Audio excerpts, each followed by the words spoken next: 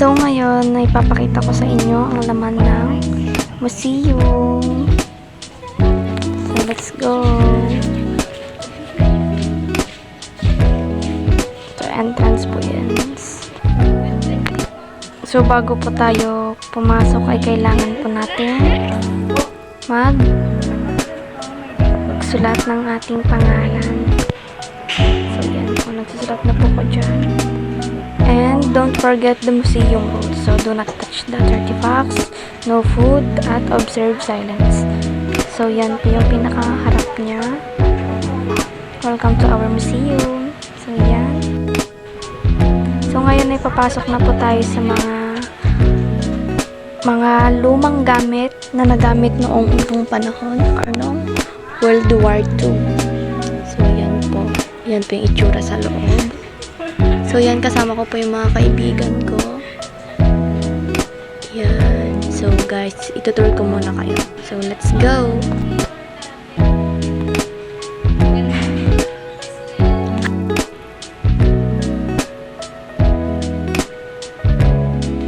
So, ito yung mga gamit noon and mga base na luma.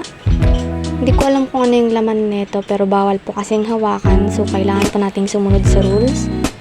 So, yan po. And bago po pala kami pumasok dito is nagpaalam po kami kung pwedeng i-video yung mga gamit. And pumayag naman po sila. So, yan din po yung pang-farm noon na ginagamit noon. May patuke. And yan po yung mga sungay ng mga animals na preserved din to po nila. So, yan. Yan po yun. And dito naman po sa part na to is yung mga ginagamit na pangluto nung unang panahon. So, yan po yung lumang cabinet. So, ito po. Yan. Yan po yung mga pangkain or ginagamit nung nung unang panahon nung time ng World War II. Meskit. So, yan po yung mga pangalan. Sartin. So, ito, nabutan ko pa yan nung bata ako. And may mga lamp din po tayo. Takore, ganun. Yan, lampara. And yan po, socialing. So, yan. And, other. Yan yung carpentry tools din naman po. Farm equipment. So, andyan naman po. Yan po yung mga lumang kagamitan noon. Ito po yung pamaypay, which is nag-exist pa din siya ngayon. And yung mga ibang gamit dito is nag-exist pa din. So, yan yung mga lumang lamp.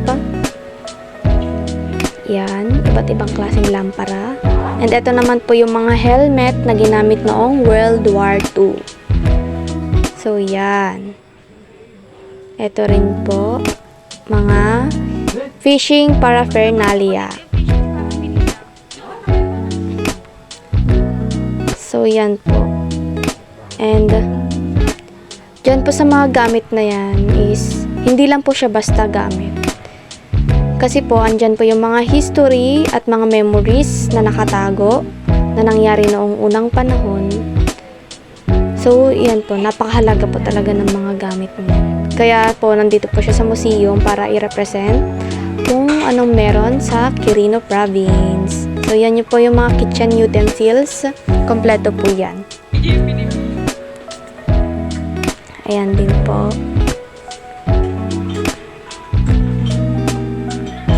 So, kung ako sa'yo, punta ka na dito sa Quirino kasi hindi lang dahil may mga tourist spot kasi may mga history din po na inyong malalaman. So, ganyan po kaganda ang Quirino Province. So, yan. As in, lumang-luma na po yung mga yan. Yan, sagapa. So, I think naman is familiar na kayo sa mga gamit na ganito. Kasi, pwedeng ginagamit nyo palang hanggang ngayon. So, yan din po yung mesa. Lumang-luma na talaga siya kasi kita nyo naman, sira na. So, ngayon ay pupunta naman tayo sa art gallery. So, yan. Yan din po yung mga lumang clock noon. Nandiyan po yung mga barel na ginamit ng World War II. So, yan po yon. History ng Quirino Province. And yan po, dyan po makikita yung mga, kung gaano kagagaling yung mga taga-Koreans mag-drawing, gumawa ng art. So, yan. As you see, super ganda talaga dito. And, bukod dito, ito yung pinaka-favorite spot ko. Kasi ang ganda. So, yan, may mga CD disc. Yan, may mga kasama din po ako nagbibideo. And yan po. Yan, na-try ko ng upuan yan. And yan, napasok ko na rin. May mga gamit din yan sa loob, pero di ko na pinasok kasi baka masira. And dito rin po sa recreational. Basta yan, pag pumunta kayo dito, makikita nyo, may mga nakalagay na pangalan bawat gamit. So, yan. Mga disc po yan. So, dito rin po yung mga lumang kagamitan, gagaya ng computer, telephone, or what else. At syempre, ang piano. And nag-exist pa din po siya hanggang ngayon. Pero luma na po kasi to. Ito po yung sinasabi ko sa inyo ng mga telephones. So, yan. May typewriter, ganon. And ito po yung mga picture. Di ko na po pinakita sa inyo. Kasi, bawal pong hawakan. Tsaka, for privacy na rin po ng mga may-ari ng picture na yan. So, yan din po yung mga, ano yan, yung mga inuukit-ukit. Ayan. So, yan din po. May mga bones.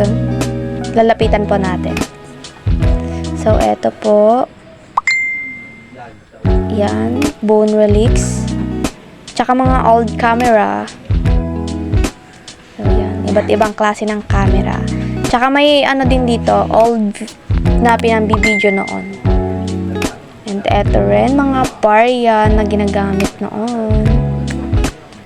Noong panahon pa na Ferdinand Marcos yan. And yan po.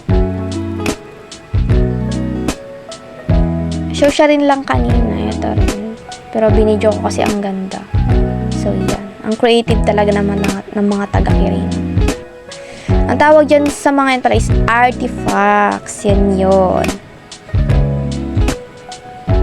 O, diba?